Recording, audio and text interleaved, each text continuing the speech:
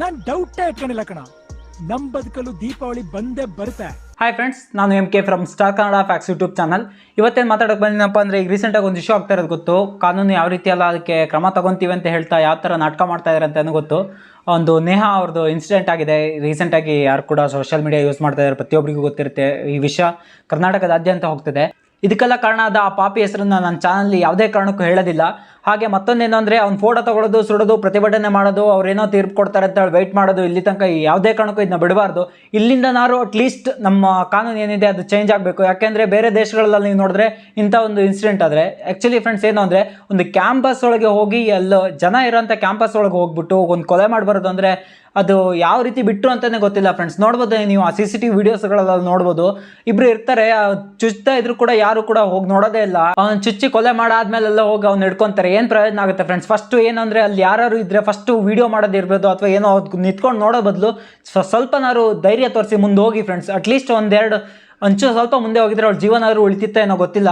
Actually friends, ಮಾನ್ಯ ಮುಖ್ಯಮಂತ್ರಿಗಳು ಒಂದು ಸ್ಟೇಟ್ಮೆಂಟ್ ಕೊಡ್ತಾರೆ. ಇಲ್ಲಿ ಯಾವುದೇ ತರದ ಲವ್ ಜಿಹಾದ್ ಕಾಣ್ತಾ ಇಲ್ಲ, ಜಸ್ಟ್ ಕಾಣ್ತಾ ಇರೋದು ಅವರ ಪರ್ಸನಲ್ ಇಶ್ಯೂಸ್ ಮಾತ್ರ ಕಾಣ್ತಾ ಇದೆ ಅಂತ ಹೇಳಿ ಒಂದು ಸ್ಟೇಟ್ಮೆಂಟ್ ಕೊಡ್ತಾರೆ. ಇಲ್ಲಿ ಯಾವುದೇ ತರದ ಜಾತಿಗಳನ್ನ, ಕೋಮುವಾದನ ಮಧ್ಯೆ ಎಳಿಬೇಡಿ ಅಂತ ಒಂದು ಸ್ಟೇಟ್ಮೆಂಟ್ ಕೊಡ್ತಾರೆ ಫ್ರೆಂಡ್ಸ್. ಆಕ್ಚುಲಿ ಇವ್ರು ಬೇರೆ ಟೈಮಲ್ಲಿ ಅಥವಾ ಎಲೆಕ್ಷನ್ ಪ್ರಚಾರ ಮಾಡೋ ಟೈಮಲ್ಲಿ ಜಾತಿಗಳನ್ನ ಬಳಸ್ಕೊಳ್ಳೋದಕ್ಕಾಗುತ್ತೆ. ಸ್ಪೆಷಲಿ ಏನು ಅಂದರೆ, ಎಲೆಕ್ಷನ್ ನಲ್ಲಿ ಗೆಲ್ಲಬೇಕು ಅಂತ ಮಹಿಳೆಯರನ್ನ ಎತ್ತಿಟ್ಕೊಂಡು ಮಹಿಳೆಯರಿಗೆ ಉಚಿತ ಅಂತೇಳಿ ಅವ್ರಿಗೆ ಆಸೆ ತೋರಿಸ್ಬಿಟ್ಟು ಅವರಿಗೆ ಇದು ಮಾಡೋಕ್ಕಾಗುತ್ತೆ. ಆಕ್ಚುಲಿ ನಿಮ್ಗೆ ಯಾಕೆ ಈ ಟೈಮಲ್ಲಿ ಮಹಿಳೆಯರ ಪರವಾಗಿ ನಿಂತ್ಕೊಳ್ಳೋಕ್ಕಾಗಲ್ಲ? ಅವ್ರು ಓಟ್ ಹಾಕಕ್ ಮಾತ್ರ ನಿಮ್ಗೆ ಸಾಕ? ಅವ್ರಿಗೆ ರಕ್ಷಣೆ ಕೊಡಬೇಕು ಅಂತ ಗೊತ್ತಾಗಲ್ವಾ? ಮತ್ತೊಂದೇನು ಅಂದ್ರೆ, ಈ ರಾಜಕಾರಣದಲ್ಲಿ ಏನಾಗಿದೆ ಅಂದ್ರೆ, ಯಾರು ಪ್ರಣಾಳಿಕೆ ಅಂತ ರಿಲೀಸ್ ಮಾಡ್ತಾರೆ ಫ್ರೆಂಡ್ಸ್. ನಿಮ್ಗೆಲ್ಲರಿಗೂ ಸ್ವಲ್ಪ ಚುನಾವಣೆ ನಾಲೆಜ್ ಇದೆ, ಪೊಲಿಟಿಕ್ಸ್ ಬಗ್ಗೆ ನಾಲೆಜ್ ಇದೆ ಅಂದ್ರೆ, ಒಂದು ಎಲೆಕ್ಷನ್ ಆಗೋದಕ್ಕೂ ಮೊದಲೇ ಪ್ರಣಾಳಿಕೆ ಅಂತ ರಿಲೀಸ್ ಮಾಡ್ತಾರೆ. ಯಾರಾದ್ರೂ ಇದುವರೆಗೆ ಯಾರಾದ್ರೂ ನಾವು ಮಹಿಳೆಯರಿಗೆ ರಕ್ಷಣೆ ಕೊಡ್ತೀವಿ ಅಂತ ಪ್ರಣಾಳಿಕೆಯಲ್ಲಿ ಯಾರಾದ್ರೂ ಹಾಕಿದಾರಾ? ಇದುವರೆಗೂ ಯಾರು ಹಾಕಿಲ್ಲ ಫ್ರೆಂಡ್ಸ್. ಆಕ್ಚುಲಿ ಯಾಕೆ ಹೀಗಾಗುತ್ತೆ ಅಂದ್ರೆ, ಒಂದೇ ಒಂದು ವಿಷಯ ಹೇಳ್ತೀನಿ, ಸಿಂಪಲ್ ಜಸ್ಟ್ ಯೋಚನೆ ಮಾಡಿ ನೋಡಿ ಫ್ರೆಂಡ್ಸ್.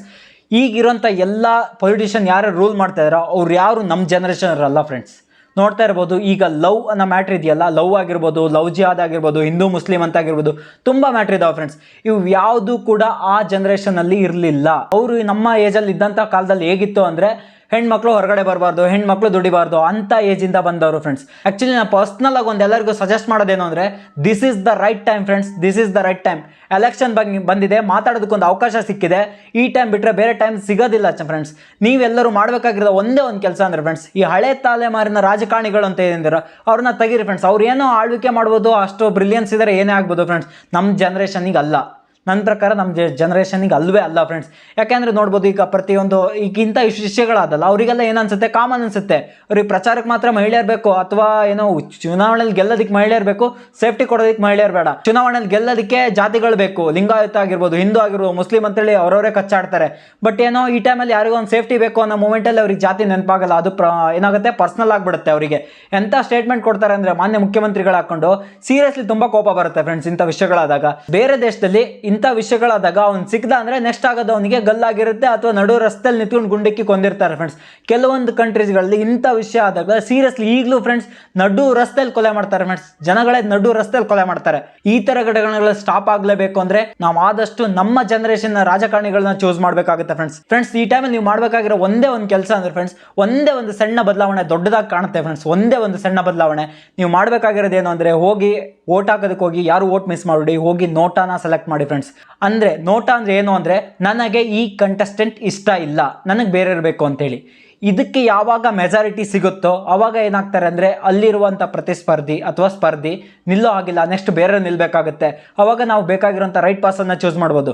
ನಾವು ಯಾವಾಗ ಅಪ್ಪ ಹಾಕಿದ ಆಲದ ಮರ ಅಥವಾ ತಾತ ನಟ್ಟ ಆಲದ ಮರ ಅಂತ ಜೋತ್ಕೊಂಡು ಬೀಳ್ತೀವೋ ಅಲ್ಲಿವರೆಗೂ ನಮ್ಮ ಕಾನೂನು ಚೇಂಜ್ ಆಗಲ್ಲ ಫ್ರೆಂಡ್ಸ್. ಸೀರಿಯಸ್ಲಿ ಹೇಳ್ತೀನಿ, ಅಲ್ಲಿವರೆಗೂ ನಮ್ಮ ಕಾನೂನು ಚೇಂಜ್ ಆಗಲ್ಲ ಫ್ರೆಂಡ್ಸ್. ನಾವು ತುಂಬ ಕಡೆ ನೋಡಿರ್ಬೋದು, ಕಾನೂನು ಚೇಂಜ್ ಆಗಬೇಕು, ನಮ್ಮ ಕಾನೂನು ಸರಿ ಇಲ್ಲ, ಅದಿಲ್ಲ ಅಂತ ಹೇಳಿ. ಆ್ಯಕ್ಚುಲಿ ನಮ್ಮ ಕಾನೂನು ಸರಿ ಇದೆ ಫ್ರೆಂಡ್ಸ್, ಆದರೆ ಕಾನೂನನ್ನು ಆಳ್ತಾ ಇರೋಂಥವ್ರು ಸರಿ ಇಲ್ಲ ಫ್ರೆಂಡ್ಸ್. ಯಾವಾಗ ಮೇಲ್ ಲೆವೆಲಲ್ಲಿ ಚೇಂಜ್ ಆಗುತ್ತೋ, ದೊಡ್ಡ ಪ್ರಮಾಣದಲ್ಲಿ ಯಾವಾಗ ಬದಲಾವಣೆ ಆಗುತ್ತೋ ಅವಾಗ ಪಕ್ಕ ನಮ್ಮ ದೇಶ ಎಲ್ಲ ಸರಿ ಆಗುತ್ತೆ ಫ್ರೆಂಡ್ಸ್. ಈ ಥರದ ಘಟನೆಗಳು ಮೊದಲು ನಿಲ್ತವೆ.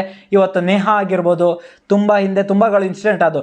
ಕಾಶ್ಮೀರಿ ಫೈಲ್ ಅಂತ ಹೇಳಿ ಒಂದು ಮೂವಿಲಿ ಬ್ಯೂಟಿಫುಲ್ ಆಗಿ ಎಕ್ಸ್ಪ್ಲೈನ್ ಮಾಡಿದ್ರು. ಎಲ್ಲ ಏನು ಹೇಳಿದ್ರು ಅಂದರೆ, ಕಾಶ್ಮೀರದಲ್ಲಿ ನಡೆದಿರುವಂಥ ವಿಷಯ ಅದು ಇಲ್ಲಿ ತನಕ ಬರಲ್ಲ ಅಂದರು. ಅದಾದಮೇಲೆ ಕೇರಳ ಫೈಲ್ ಅಂತ ಹೇಳಿ ಮೂವಿ ಬಂತು, ಅದೊಂದು ಕತೆ ಅಂತ ಹೇಳಿ ಅಲ್ಲಿಗೆ ಬಿಟ್ಟಾಕಿದ್ರು.